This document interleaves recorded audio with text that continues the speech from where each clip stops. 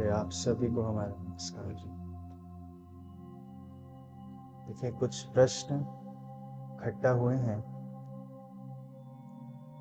और बहुत ही ज़रूरी प्रश्न है वो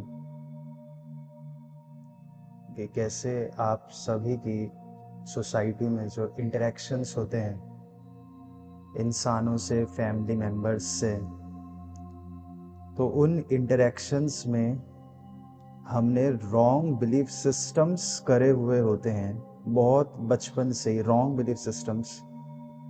तो अब वो बिलीफ सिस्टम्स तो रॉन्ग थे, जिन नियमों पे हम फैमिली से इंटरेक्ट करते थे या सोसाइटी में इंटरेक्ट करते थे, और बड़े होते होते लगने लगता है कि क्या फैमिली मेम्बर्स हमारा को हमें समझ नहीं रहे, क्या फैमिली हमारा नुकसान करना चाह रही है, इन्हें हमारी भावनाओं की कद्र नहीं है।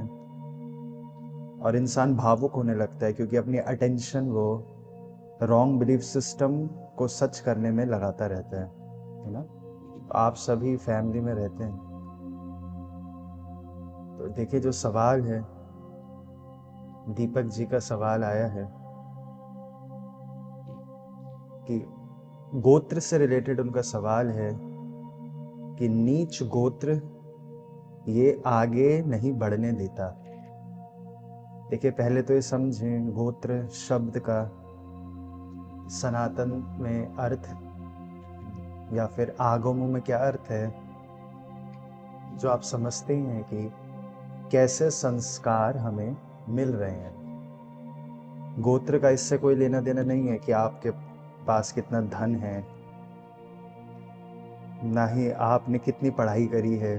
गोत्र का अर्थ ये है कि क्या हमने बचपन से छीना झपटी ही सीखी है। अब बचपन से अगर छीना झपटी सीखी है तो फिर बड़े में तो समझ आता है कि दूसरा इंसान तो बिना छीना झपटी के भी अकेले शांति से है, लेकिन हमसे तो छीना झपटी ही सीख पाए हम। तो ये सब होता है गोत्र, है ना। तो इस हिसाब से अलग अलग हमारे जैसे पिछले जन्मों के भाव रहे हैं, तो वैसे ही हमें माहौल मिल जाता है बचपन में। तो नीच गोत्र से आगे नहीं बढ़ने देता नीच गोत्र, इसका कोई सॉल्यूशन होता है या इसका सॉल्यूशन नहीं होता है, क्योंकि नाम कर्म, गोत्र कर्म, आयुष्य कर्म और वेदनीय कर्म, ये 4 कर्म है जो आप ऐसे समझे आपके शरीर से रिलेटेड कर्म है। आपके कद काठी कैसी होगी, तो कद काठी क्या बदल सकती है? हाँ, वो भी बदल सकती है। किसी भी उम्र में बदल सकती है, हाँ, कभी भी बदल सकती है। सिद्धियों में तो आपका शरीर बहुत बड़ा छोटा भी हो सकता है, लेकिन ये नाम कर्म, आपका शरीर कैसा है, आप में वेदनीय कर्म, आपको कितनी बीमारियां आनी है, और ये सारे जो 4 अघातीय कर्म होते हैं, यानी कि वो ज़्यादा बिग इश्यूज नहीं होते ये कर्म। आयुष्य कर्म, एज कितनी रहनी है, क्या एज हमारी फिक्स्ड है, तो ये उसमें से एक कर्म होता है गोत्र कर्म, है ना। गोत्र आप समझ गए होंगे, बहुत सरल सी चीज है। तो क्या ये गोत्र कर्म को हम सही कर सकते हैं, इसको सॉल्यूशन कुछ हो सकता है? तो ये एक सवाल है, यानी कि हम किस माहौल में हैं, क्या वो माहौल बदला जा सकता है? तो बहुत विशाल सवाल है दीपक जी का। तो पहले हम यही समझें कि गोत्र और ये सारी की सारी चीजें, आयु कर्म, नाम कर्म, बदलेगा कौन? किसको भाव आएगा बदलने का? जिसके अंदर कर्तापना होगा, जिसमें ये भाव है कि मैं बहुत कुछ करता हुआ आया हूँ, और इसी का निष्कर्ष होगा कि प्रेजेंट मोमेंट, प्रेजेंट कंडीशंस खराब दिखने लगेंगी। जैसे किसी को ये लग जाए, ये वहम पड़ जाए कि मैं बहुत आध्यात्मिक आदमी हूँ। ये इसमें वहम क्या है? आध्यात्मिक होना वहम नहीं है, मैं हूँ वो, ये वहम है, बहुत बड़ा वहम है। कोई भी आध्यात्मिक आदमी नहीं होता, ना ही कोई आपको रोक रहा है अध्यात्म में। ये वहम पड़ जाता है कि मैं आध्यात्मिक आदमी हूँ और मुझे अध्यात्म के मार्ग पर आगे नहीं जाने दिया जा रहा है। मैं कौन है, कहाँ है मैं को टच करो, आप खोजो अपने शरीर में। उंगली होता है क्या मैं? छाती होता है, दिल होता है, क्या होता है मैं? तो ये फिर से महापाप जो होता है, महापाप यानी कि जिससे संसार कठिन होना शुरू हो जाएगा। कौन सा सबसे बड़ा पाप है? मिथ्यात्व। कल सेशन में बताया, सबसे बड़ा पापों में से बड़ा पाप है, हिंसा से भी बड़ा पाप है मिथ्यात्व। ये मिथ्यात्व है, ये मिथ्या दृष्टि है। क्या मिथ्या दृष्टि? कि मेरी एक पर्सनैलिटी है, और मेरी एक अगर पर्सनैलिटी है तो सभी की पर्सनैलिटी हो गई, और यह और वह हो गया तो टकराव स्टार्ट हो जाएगा। इश्यूज सिर्फ कल्पनाओं में है, ये आप सभी समझे, सारे इश्यूज कल्पनाओं में है। कोई आपको अध्यात्म में आगे बढ़ने से ना रोक रहा है। क्यों? क्योंकि आप कहीं जा भी नहीं रहे हो, आप सिर्फ कल्पनाओं को देख रहे हो। जितना जितना माया की पकड़ यानी कि मैं की पकड़ छूटती जाएगी, आपको दिखेगा कि कोई कभी आपको रोक ही नहीं रहा है किसी चीज से। चाहे कोई आपकी जान भी ले रहा हो, आपको दिखेगा कि वो आपकी जान नहीं ले रहा है। इसी दिशा में बढ़ना होता है ना। ऐसा नहीं कि करे एकदम से ये सपना टूट जाए और एकदम से आपकी कोई जान ले ले और आपको कोई फर्क ना पड़े। एकदम से नहीं होता ये धीरे धीरे धीरे करके होता है। ये सारे के सारे नाम कर्म, गोत्र कर्म, ये सारी चीजें जो है ये पर्याय की है, या आपकी नहीं है। आपको अपना मोनिया कर्म यानी कि मैं पर्याय हूँ, ये मिथ्या है। ये मिथ्या कैसे हटती है, छटती है, ये हम आगे समझेंगे। लेकिन इसको समझो कि आपका कोई गोत्र कर्म नहीं है, पर्याय का गोत्र कर्म है। इशू ये है कि पर्याय को अपना माना जाता है, सबसे बड़ा पाप है ये। आप नहीं हो पर्याय। इसके आगे सवाल है कि सेंटर आए तब भी आपने कहा था कि इस जन्म में माँ है। अब तो वो हमें सेशन भी नहीं लेने दे रही है। उनका कहना है कि दीपक जी का कहना है कि उनकी माता जी उन्हें ये सेशंस नहीं लेने देती हैं। तो क्या हम वो सेशन लें या ना लें, या फिर माता की बात सुने? उन्हें लगता है कि हम बस घर पे रहें और शादी कर लें, और उसके बाद अपना एक घर खरीद लें, फिर चाहे लोन से लें चाहे कैसे भी लें, शादी करें और एक घर खरीद लें। ये दीपक जी का सवाल है, और माँ सेशन भी नहीं लेने देती। तो देखिए, आप सभी फिर से समझें, ये सारे के सारे बहुत कठिन चीज़ें होती हैं आप सभी की लाइफ में, क्योंकि आप सबकी फैमिलीज रही ऐसी, जिसे आपने बिल्कुल सही सवाल किया कि गोत्र ऐसे संयोग बनते रहे पर्याय में कि शरण अधिक ले ली जाती है। जब बचपन में माता पिता की, भाई बहन की, किसी की भी पर्याय अधिक शरण ले ले। अधिक शरण लेने का यानी कि उदाहरण के लिए जिससे रिश्ते होते हैं, रिश्ते जिन चीजों तरीकों से बनते हैं कि हमें प्यास लगी है तो बार बार माता पानी दे दो, हमें कोई इशू हो रहा है, भूख लग रही है बार बार, तो माता को फिर से बोलना, काम करवाते रहना नॉन स्टॉप। अब उस वक्त पे जब आप 7 साल के 8 साल के रहे होंगे, तो ये थोड़ी खबर में आ जाएगी, कहाँ से खबर में आ जाएगी कि किसी से ऐसे नहीं भर वक्त काम करवाते रहना होता। क्योंकि ये कल्चर है। ये कब का कल्चर है? ये बहुत रीसेंट कल्चर है, ये कलयुगी कल्चर है, जिसके लिए कृष्ण जी ने क्या बोला था कि माँ और बच्चे का रिश्ता कैसा होगा कि माँ चाट चाट के बच्चे का खून निकाल देगी। 5 पांडव गए थे, आपने सुनी होगी, बहुत प्रचलित कहानी है। जंगल में गए थे कि कलयुग कैसा होगा, ये सवाल था। तो कृष्ण जी ने कहा जंगल जाओ और देख के आओ क्या क्या दिखता है। तो एक पांडव को दिखा था एक गाय अपने बछड़े को चाटे जा रही थी और खून निकाल दिया था। तो यही कृष्ण जी ने कहा था उस वक्त, यही कलयुग की माँ होगी। सारे रिश्ते ऐसे ही होते हैं कलयुग में, क्योंकि एक्साइटमेंट से बने होते हैं, उत्तेजना से बने होते हैं, एक दूसरे की सहयोग के लिए नहीं बने होते हैं। चाहे कोई सा भी रिश्ता हो, चाहे शादी हो, शादी लोग क्यों कर रहे हैं? भोगेंगे हम, क्या भोगेंगे? घूमने जाएंगे, जरूरत के लिए नहीं हो रही शादी। ऐसा नहीं है कि 4 बहनें हैं, 4 बहनें हैं और इनके कोई माता पिता नहीं है, या अकेले हैं, इन्हें बहुत कष्ट होता है। तो पहले ऐसा हुआ करता था कि इन चारों से शादी कर लेगा एक आदमी, ताकि इन्हें झंझट ना हो, इनको दिक्कत ना हो, क्योंकि उस आदमी के पास धन है और उसे व्यवस्था भी चाहिए कि कोई उनके साथ रहे, माता की देखभाल करे। लेकिन अभी शादी क्या होती है कि वासनाओं की पूर्ति के लिए होती है, कि घूमने जाएंगे, अलग अलग कपड़े पहनेंगे। माता पिता तो हमें छोटे कपड़े नहीं पहनने देते, अब पति के साथ घूमेंगे, अलग अलग कपड़े पहनेंगे, और बहुत जो आपसे छोटी उम्र की स्त्रियां, लड़कियां होती हैं 20-22 साल की, 25 साल की, हमारे साथ की जो रही हैं, तो उनका क्या भाव रहता है कि ऐसी शादी हो कि हम तो सपने होते हैं ये कि हम शराब पी पी के टुन हो जाएं और फिर हमारा पति हमें उठा के ले जाए। ऐसे ऐसे सपने होते, कलयुगी सपने हैं ये। एकदम कमजोर हो जाएं हम, खत्म हो जाए पर्याय, और फिर कोई दूसरे की शरण में जाएं और दूसरा हमें उठा के अपने घर रखे फिर। और इस प्रकार के बहुत सारे सपने हैं। ये सारे के सारे रिश्ते हैं कलयुगी। शादी के भी डिजायर्स को पूरी करने के लिए की जाती है। ये सारी उत्तेजनाओं से बने हुए रिश्ते हैं, एक्साइटमेंट से। यानी कि शराब पीने के बाद जो गतिविधियां हैं वो सारी उत्तेजनाओं वाली गतिविधियां हैं, होश नहीं है, बस हो ही जा रही है गतिविधि।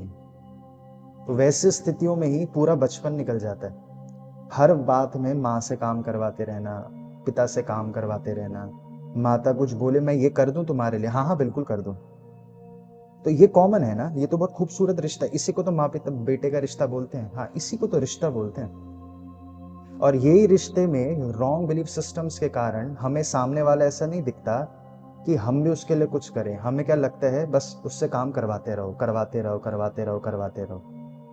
तो ये दो धारी, दोनों तरफ का होता है। तो बचपन जब ऐसा ही बीता होता है तो बड़े में फिर ऐसा, ये नॉर्मल है। तो आपकी माता का आपके प्रति ये बिहेवियर कि अध्यात्म के मार्ग पर नहीं जाने देना, ये बिल्कुल नॉर्मल है। इसमें कोई भी हैरानी की बात नहीं है। और हैरानी की बात तब हो जाती कि आपकी माता आपको तुरंत जाने ही दे।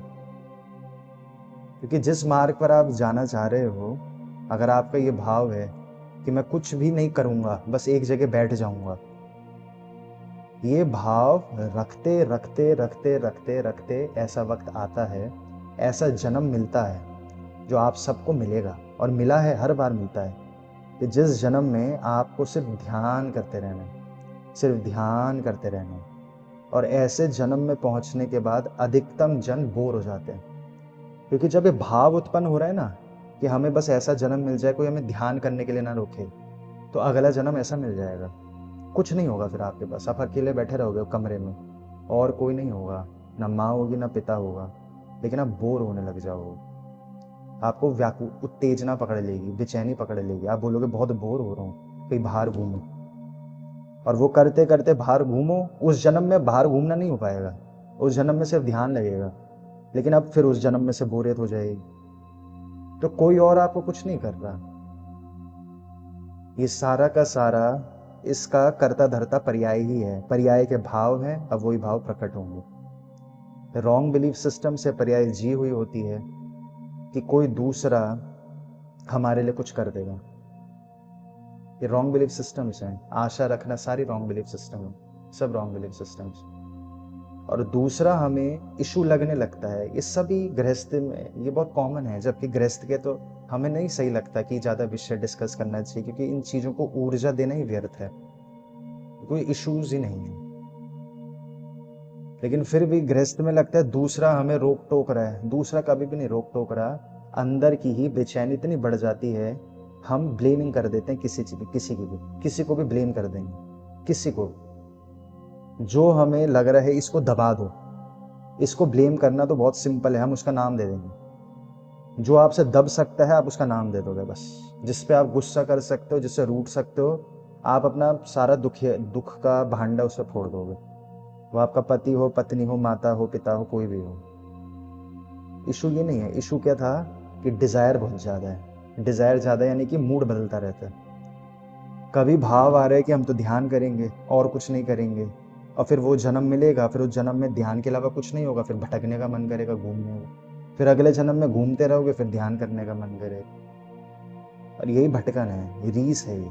प्रेजेंट कंडीशन को बेस्ट नहीं मान पाना, ये रीस है। इसकी वजह से प्रेजेंट कंडीशन में क्या हो रहा है कि माता आपको कह रही कुछ काम कर लो, तो करना चाहिए आपको काम। अगर आपकी फैमिली में कोई ऐसा इशू है, फाइनेंशियल इशू है, अगर 2 वक्त की रोटी भी नहीं मिल पा रही, क्योंकि खाना तो 2 वक्त ही खाना चाहिए, 3 बार भूख लग रही है तो संकेत है कि बीमार पड़ने वाले हो। 2 वक्त की रोटी और आप लोग तो एक ही बार खाते हो। कुछ भी संभव हो सकता है, माता पिता से बात करो, है ना। तो किसी को कभी भी इशू नहीं मानना, या आपके अंदर की डिज़ायर उत्तेजना से जो बनी हुई होती है सडनली ऐसा हो जाए, सडनली वैसा हो जाए, ऐसा नहीं होता। हर बात पे, कहीं किसी से बच्चे से झगड़ा हुआ, माता को जाके बता दिया। क्यों? क्योंकि संसार पे इतनी अटेंशन है तो हर चीज इशू लगने लग जाता है। किसी ने बदतमीजी से बोल दिया, सीधे माता पिता को जाके बता दिया। और बदतमीजी से किसी ने क्यों बोला है? क्योंकि टकराव हुआ ईगो का, ईगो लेके घूम रहे हैं। अब हाथ में आप पत्थर लेके घूम रहे हो, गन लेके घूमोगे तो कोई तो पकड़ेगा ही आपको। अगर इंटरेक्शन आपका विद ईगो हो रहा है किसी इंसान के साथ तो टकराव तो होगा। ईगो के साथ क्या होता है? सुनने की क्षमता खत्म हो जाती है, दूसरे वाले का मन पढ़ना की क्षमता खत्म हो जाती है और अनपढ़ हो जाता है इंसान, इलिटरेट। ईगोइस्टिक इंसान हमेशा इलिटरेट होगा, वो अपने में ही खोया हुआ रह जाता है। तो सटल ईगो सबके अंदर रह जाती है, जिस वजह से हमें लगने लगता है कि सामने वाला इशू है, लेकिन कभी भी सामने वाला इशू होता ही नहीं। जो भगवान दत्तात्रेय की ग्रंथ का आखिरी चैप्टर चल रहा है, 22वां चैप्टर, उसकी शुरुआत नहीं, 21वें चैप्टर की एंडिंग जो कल मैम ने आपको बताई थी, उसके अंत में क्या समझा था हमने? व्यवहार असंभव है। व्यवहार आखिरी, शायद ये पिछले सेशन में ये कवर नहीं हुआ, ये ग्रंथ का आखिरी टॉपिक चल रहा है, आखिरी के कुछ टॉपिक्स बचे हैं, उसमें से जो एक मुद्दा है वो है व्यवहार असंभव है। इसका मतलब क्या होता है व्यवहार असंभव है? यानी कि इंटरेक्शंस नहीं हो रहे किसी का भी किसी से, कोई रिलेशन एग्जिस्ट नहीं कर रहा, ये कल्पनाओं में बना रखे, सारे रिश्ते कल्पनाओं में बना रखे। व्यवहार असंभव है, इंटरेक्शंस नहीं हो सकता। और ये तो जैन का कोर प्रिंसिपल है, कोर प्रिंसिपल। एक द्रव्य दूसरे द्रव्य का कुछ नहीं कर सकता, एक पुद्गल दूसरे पुद्गल का कुछ नहीं कर सकता, एक दूसरे का, और ये बढ़ते बढ़ते एक इंसान दूसरे इंसान का कुछ नहीं कर सकता। अगर हमें लग रहा है कि सामने वाले ने बंदूक उठाई और गोली मार दी, हमें तो यही दिख रहा है। और शास्त्र में ये तो हुआ जैन वाला, और अद्वैत में ये जो आप पढ़ रहे हो त्रिपुरा रहस्य, उसमें भी एग्जैक्टली सारी एक ही चीज होती है। उसमें क्या निष्कर्ष है, क्या भाषा है? व्यवहार असंभव है, व्यवहार असंभव है। लेकिन हमें तो लग रहा है एक ने दूसरे को गोली मारी है। जितनी ज्यादा कर्ता बुद्धि होगी उतना मेजरमेंट की हैबिट होगी, ब्लेमिंग की हैबिट होगी। जैसे ही आप अपनी पर्सनैलिटी से डिटैच हो जाओगे, अपने डिजायर्स नहीं होंगे, अपनी पर्सनैलिटी से डिटैच हो जाओगे, आपको दिखेगा कि सारा का सारा आपकी पर्याय के अंदर चल रहा है, कहीं बाहर से कुछ हो ही नहीं रहा है। हर चीज हमने अट्रैक्ट करी होती है, लेकिन फिर से प्रमाद के कारण हम झूठी बातों को फिर से सच मान लेंगे। ये कंप्लीटली मिथ्या बात है, ये दूसरा हमें परेशान कर रहा है, टोटली मिथ्या। इस मिथ्या का कुछ नहीं किया जा सकता, दूसरा में परेशान कर रहा है, कुछ भी नहीं। पूर्णता संभव है, अभी भी हम अशरण भावना में नहीं जी रहे हैं। पूर्णता संभव है, हर 10 मिनट में शरण ले रहे हैं किसी की। और शरण भावना शरण, ये सारी भावनाएं क्यों सिखाई जाती है? क्योंकि योग में नहीं है पर्याय। यानी कि आप एनर्जी लोन ले रहे हो किसी से। अगर आपको अपना काम दूसरे को दे सौंपना पड़ रहा है, आपकी पर्याय को, आपको तो कोई काम नहीं है, आपकी पर्याय को अपना काम दूसरे को सौंपना पड़ रहा है, यानी कि काम ज्यादा है, ऊर्जा कम है, तो ऊर्जा का लोन ले रहे हो नॉन स्टॉप कि मेरा ये काम कर दो, मेरा वो काम कर दो, मेरे कपड़े धो दो, माता से कपड़े धुलवा रहे, खाना बनवा रहे। इससे रिश्ते बनते हैं। रिश्ते कहाँ बन रहे हैं? आप ही की कल्पना में। रिश्ते कहीं हो नहीं रहे हैं, स्वतंत्र है हर पुद्गल दूसरे से, आपकी इमेजिनेशंस बन रही हैं। आप मुद्दे से बड़े नहीं हो पा रहे हो, आप मुद्दे से छोटे हो जा रहे हो, आप टॉपिक से छोटे हो गए, आप रिश्ते से भी छोटे हो गए, अंदर अंदर अंदर जाते जा रहे हो, लीनता होते जा रही हो। तो राइट नाउ भी पूर्णतः संभव है कि हमें लग रहा है काम ज्यादा है तो हम लोन ले लेते हैं, वैसी एनर्जी का लोन लिया जा रहा है नॉन स्टॉप। और यही सारा का सारा रॉन्ग बिलीफ सिस्टम के कारण होता रहता है। योगी पर्याय का क्या अर्थ है? कि आपके सन और मून बैलेंस है, यानी कि आपका कोई लोन नहीं है। आपने उतनी पैर फैलाए हैं जितनी आपकी चादर है, आपने उतने काम पकड़े हैं जितने आप बिना क्रोध मान माया लोभ, बिना अहंकार के एग्जीक्यूट हो रहे हैं आपके पर्याय से। काम ज़्यादा हो जाएंगे, नियम है, आपके अंदर अहंकार आ जाएगा, इसमें कुछ नहीं कर सकते आप। सहनन अगर बहुत ज़्यादा हुआ किसी का, वज्र ऋषभ नराज सहनन ऐसे करके, वो तो अब नहीं होता किसी का, तो वो त्याग पाएगा, वो फिर भी त्याग पाएगा। प्रतिक्रमण चल रहा है, रोज प्रतिक्रमण चल रहा है, तो त्याग पाएगा ज़्यादा काम। लेकिन अगर काम ज़्यादा है, या तो आप लोन लोगे ऊर्जा का, मनी का लोन लेते हो, और मनी का लोन लेते हो तो आपका रिश्ता बन जाता है, और वही रिश्ता फिर आपको अब दिक्कत लगता है, वो सामने वाला कभी कोई दिक्कत नहीं है। और ये तो कलयुग है, यहाँ पे माँ बेटे के रिश्ते के बारे में तो अगर आप समझ रहे हो तो आप तो बहुत मुंह की दृष्टि से पकड़ते हो इसमें माँ बेटे का रिश्ता। माँ को ही गुरु मान लेते हैं सब, और माँ को ही ये बहुत अलग कंसेप्ट है। ये बातें हालांकि पर्सनल में ज़्यादा सूटेबल होती हैं, क्योंकि सबके लिए एप्लीकेबल नहीं होती है बातें। लेकिन अभी जिस तरह से माँ बेटे का रिश्ता देखा जाता है, वो बहुत ही अलग अंडरस्टैंडिंग है। सब अपनी कल्पनाओं में देख रहे हैं ऐसा। माँ का एक अलग ही अंडरस्टैंडिंग हो गई है, पिता की एक अलग अंडरस्टैंडिंग हो गई है। सब मिथ्या है, ये संसार बढ़ाने का तरीका और कुछ भी नहीं है। माता पिता संसार होते हैं, संसार। दीक्षा जब ली जाती है तो सबसे पहले त्यागने का क्या सबसे बड़ा इशू क्या होता है दीक्षा में? सबसे पहले क्या त्यागना सबसे मुश्किल है? माता पिता। दीक्षा ले ली तो उसके बाद आप माता पिता से को देख नहीं सकते। उसके बाद चाहे सनातन में, चाहे जैन में दीक्षा लोगे, चाहे वैदिक तरीके से हिंदुओं वाले में दीक्षा लोगे, अब नहीं, माता पिता कट हो गए। अब ऐसा नहीं है कि अरे तुम्हें पता नहीं तुम्हारी माता की तबीयत खराब है, जाओ एक बार जाके माता को दिखाओ, मर रही है वो, और तुम्हें बड़ा जोश चढ़ रहा है मैं तो मोक्ष जाऊंगा। कुछ भी हो जाए माँ को, चाहे राक्षस खा रहा हो शरीर को, अब दोबारा नहीं जा सकते। क्यों? कितना घटिया नहीं है ये सिस्टम? दीक्षा ले ली, कितने निकम्मे हो गए ये सारे साधु दीक्षा लेके, माँ के पास नहीं जा रहे जिसने जन्म दिया। ये सब फैंटेसीज हैं, ये सब मूवीज से डायलॉग रट लिए और कुछ भी नहीं हुआ।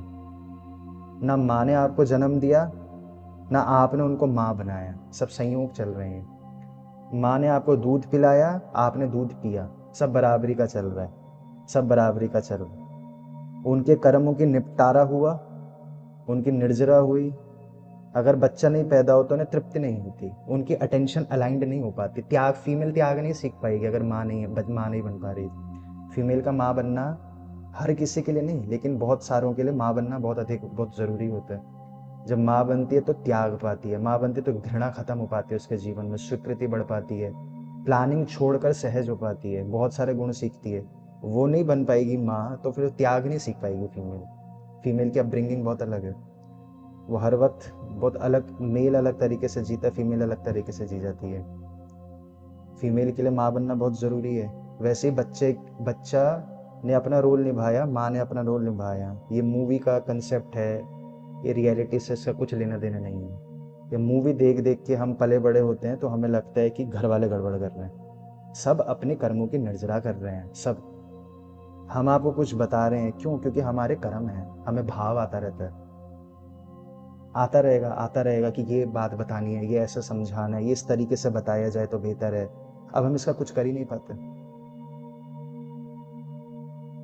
हमें हमें क्या लगता है कि आप सब हम पे एहसान करते हो। हमें तो पर्सनली यही लगता है कि हम बताना चाह रहे हैं कुछ, आप लोग नहीं होंगे तो हम कैसे किसको बताएंगे? हमें भाव आता रहता है, कुछ बता दो, कुछ बता दो। सब अपने कर्मों की निर्जरा चल रहे हैं यहाँ पे, सबके अपने। आपके ऐसे कर्म है कि आपको भाव है कि हमें अध्यात्म के मार्ग पर जाना है, हमें कुछ जानना है, हमें दिख गया कि संसार में कुछ नहीं है, संसार में सब ऊट पटांग है। कोई कुछ बोल रहा है, कुछ हो रहा है कि नियम क्या है संसार के, माया के नियम क्या है, सॉल्यूशन क्या है? क्या लाइफ टाइम हम पैसे कमाएंगे? खर्च करो, पैसे कमाओ, खर्च करो। बूढ़े हो गए, जल चुका है पूरा शरीर, खाक राख बन गया बनने वाला शरीर, कुछ समझ नहीं आ रहा क्या चल रहा है।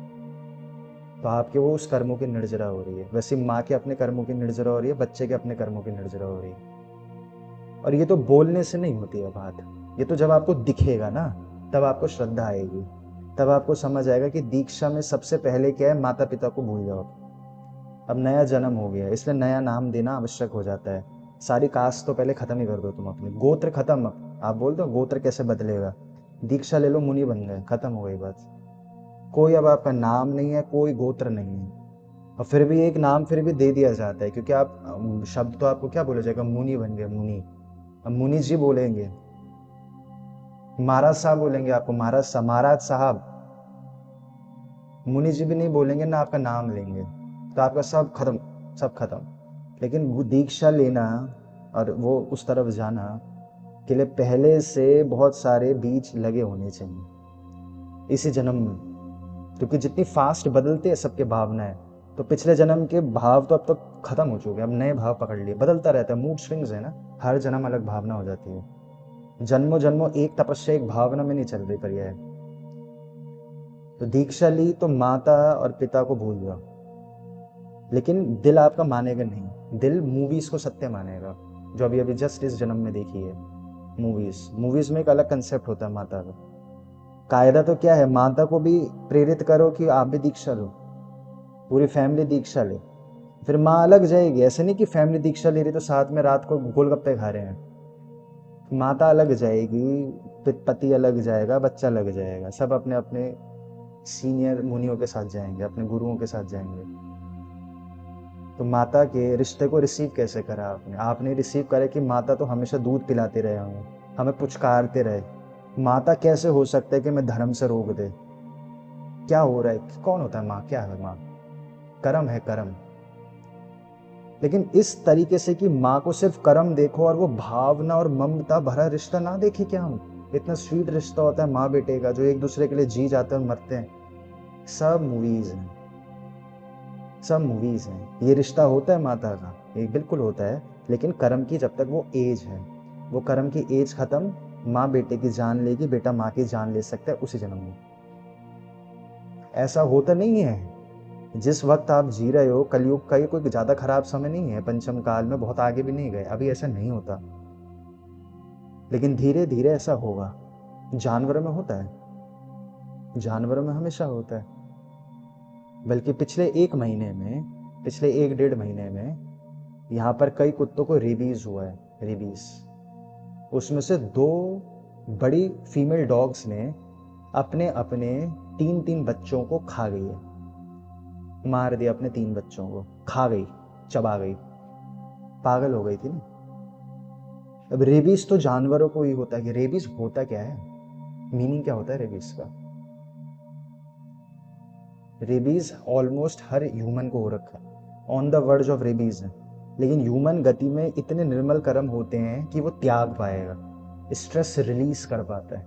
कर्म इकट्ठा होते जाएंगे, बुखार दिमाग पे चढ़ गया और कुछ भी नहीं हुआ, इकट्ठा होते जाएंगे। आपको कर्म इकट्ठा होगा, छोटी सी बात में आपको बहुत भयानक गुस्सा आ जाएगा। हुआ कुछ नहीं है, क्योंकि हो कुछ रहा ही नहीं है। सबने ही जब शरीर खत्म हो जाना है, तो इसमें कहीं भी किसी को गुस्सा करने का कोई पॉइंट ही नहीं है। इलॉजिकल है क्रोध। जब सभी ने खत्म हो जाना है तो क्रोध आ भी कैसे सकता है? लेकिन त्याग नहीं पा रहे, रट गया एक दिमाग में, रिपीटिशन चलते चलते चलते इतना एग्रेशन कलेक्ट हो जाएगा, त्यागने की क्षमता नहीं है, वो रेबीज बन जाएगा। इंसान एक दूसरे को काट के खा भी सकता है, कोई भी बड़ी बात नहीं है। अच्छा, तो क्या जो ऐसे तो जो इतने बड़े बड़े संत मुनि रहे होंगे, क्या किसी जन्म में उन्होंने ऐसा किया होगा कि वो माँ थे और बेटे थे, या फिर कोई भी रिश्ता था? ये तो उदाहरण के लिए माँ बेटे का रिश्ता ले रहे हैं, जो कि बहुत सेंसिटिव सा है, लेकिन कोई भी रिश्ता था भाई बहन का, क्या एक दूसरे को मार दिया होगा? क्या ऐसा हो सकता है कि इतने ज्ञानी ज्ञानी लोग रहे हैं, उन्होंने अपने भाई को मार दिया, खा गए उन्होंने भाई को मार दिया? हमेशा से हो रहा है, ये संसार का नियम है। लेकिन रॉन्ग बिलीफ सिस्टम से हम जी रहे हैं। बस 5 मिनट की मूवी देखी है हमने तो हमें लग रहा है वही है सब कुछ, तो ऐसा नहीं है। हर किसी, ये ज्ञान जब आपको, अभी नहीं, ये तो ज्ञान नहीं है, ये तो रट रहे हैं सब, अभी तो बस बोला जा रहा है। जब आपको खुद दिखने लगेगा ना कि चलती कैसे है, रिश्ते का मतलब क्या होता है, कर्म कर्म है, कर्मों कर्मों का संयोग है, तो ये सब ऑब्वियस चीजें हैं। और इसके बाद भी, क्योंकि आप में इतने शांति बढ़ चुकी होती है, उसके बाद भी आपको आनंद ही आएगा। इतनी ज्यादा तृप्ति होती है कि चाहे सामने वाला, आपको पता है कि अगले साल आपको मारेगा जान से, फिर भी आपको अच्छा ही लगेगा वो, क्योंकि ये सब सपना है। कोई किसी को नहीं मार रहा, सब आपके कर्म हैं, आपके बनाए हुए कल्पनाएं हैं। आपको आपकी माता पिता भाई बहन आपको दिख गया 15 साल बाद, जैसे कंस को दिख गया कि ये बड़े होके इनमें से एक भांजा मुझे मारेगा। जिसमें ईगो है, जिसमें मिथ्यात्व है, तो वो क्या करेगा? जो कंस ने किया वही करेगा। अभी तो बहुत सारे लोगों का तेज कम होता है तो दिखता नहीं, कर्म जल नहीं रहे ना गति से, तो एग्रेशन कलेक्ट दिक्कत नहीं हो पाती। तेज बढ़ गया तो रिलीज हो जाएगा, तेज बढ़ गया भयानक नुकसान हो जाता है, तेज बढ़ गया। तो कंस ने जो करा, तो क्या सिर्फ कंस की किस्मत खराब थी? ऐसे भविष्य में ऐसे भांजे आने वाले थे जो उन्हें ही मार देंगे? नहीं, अधिकतर बार आप जब मनुष्य बने हो, आप जिनसे मरे हो, जिसने आपको पीड़ा पहुंचाई है, इमोशनल पीड़ा, हो ही नहीं सकता कि पिछले जन्म के आपके सगे ना रहे हो ही नहीं सकता। जो आपके सगे आपकी कल्पना में हैं, नियम है, नियम मतलब ऑब्वियस है सब, तो शास्त्रीय नियम तो है ही, लेकिन ये ऑब्वियस है कि जो आपकी कल्पना में आपके सगे हैं वही आपको पेन पहुंचाएंगे, और किसी पे क्षमता ही नहीं है आपको पेन पहुंचाने की। इस जन्म में जो आपको पेन पहुंचा रहे हैं, पूर्णतः संभव है अगले जन्म में वो नियम से एकदम आपके कल्पना में वो आपके एक बन जाएंगे, आपके बेस्ट फ्रेंड बन गए बचपन से। इस राग द्वेष की साइकिल है ये। जैसे बादल बनता है पानी, फिर बारिश होता है, फिर बादल, फिर बारिश, फिर बादल, फिर बारिश। इसमें कोई बुरी बात है? कुछ भी नहीं बुरी बात। तो जो आपकी कल्पना में आपको बड़ा प्रेम लग रहा होता है, जैसे उदाहरण के लिए आपकी माँ का आपका सवाल है, तो आपको लग रहा है बहुत करीब है, तो ये तो वैसे ही रहे ना हमारे साथ जैसे बचपन से थी, तो यही नियम है। फिर से वो वैसी हो सकती हैं, हो सकता है 10,000 जन्मों तक अच्छे रहेंगे, 1 करोड़ जन्म अच्छे रहेंगे, लेकिन वो साइकिल है। जितना जितना आप माया को सच मानने लगोगे, पुद्गल को सच मानने लगोगे, कर्मों को ही सच मानने लगोगे। माँ क्या है? कर्म, शरीर है, नाम कर्म है वो। कर्मों को पे टिक गई अटेंशन, अरे वाह नाम कर्म बहुत बढ़िया है तो माँ का, अब तो मैं इसी पे लटक जाता हूँ एकदम, ये माँ का नाम कर्म और ये मेरा गोत्र। महावीर स्वामी का उदाहरण है कि उनकी सम्यक दृष्टि गिरी क्यों थी? उन्हें अपने गोत्र का मान हो गया था। अरे मेरे दादा का देखा है कभी तुमने? कितने महान दादा मेरे। पिछले पिछले जन्मों में जब महावीर स्वामी की सम्यक दृष्टि गिरी थी, जब वो मरीची के वक्त पे की कहानी है तब की, अपने गोत्र पे महान हो गया था। तो ये नाम कर्म पर श्रद्धा, गोत्र कर्म पर श्रद्धा, ये सपना है, इसकी कुछ शक्ति नहीं है। आप इससे बहुत बड़े हो, आप अपने से बहुत बड़े हो, अपनी माँ से बहुत बड़े हो, अपने पूरे खानदान से बहुत बड़े हो, सारी की सारी शक्तियों से बहुत बड़े हो, मनी से बहुत बड़े हो, बिजनेस से बहुत बड़े हो, आप शरीर, आप सब कुछ हो। ये कुछ नहीं है इन सारी चीजों में। अगर आप भावना लगाने लग गए, भावना एकाग्र करके टिका के कि मुझे फ्री होना है, मुझे आजाद होना है, बस उसके अलावा आपको कुछ और नहीं करने की जरूरत है। आपकी एकाग्रता आजादी पे अगर टिक गई, उसके बाद आपको और कुछ नहीं करना। हर चीज में आपको फ्रीडम दिखने लगेगी कि कौन सा काम कैसे करें तो निपट जाता है। आपको निर्जरा के नियम दिखने लगेंगे। निर्जरा के नियम यानी कि जो इतने अनंत अनंत साल से भटक, कंफ्यूजन, पेन सफरिंग चल रही होती है ना,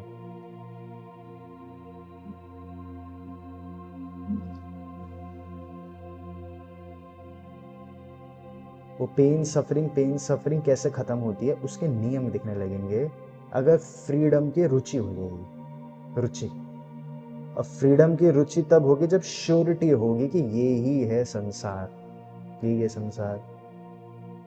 और श्योरिटी कब होगी? श्योरिटी तो हो गई, लेकिन तृप्ति होना बहुत जरूरी है। अगर किसी को भी लग गया कि संसार बहुत बुरा है, बहुत बेकार है, यहाँ पे तो लोग बहुत बेकार हैं, किसी को भी ऐसा लग गया तो कतई नहीं होने वाली मुक्ति, हो ही नहीं सकती, फिर तो कनेक्शन बन गया आपका बहुत भयानक।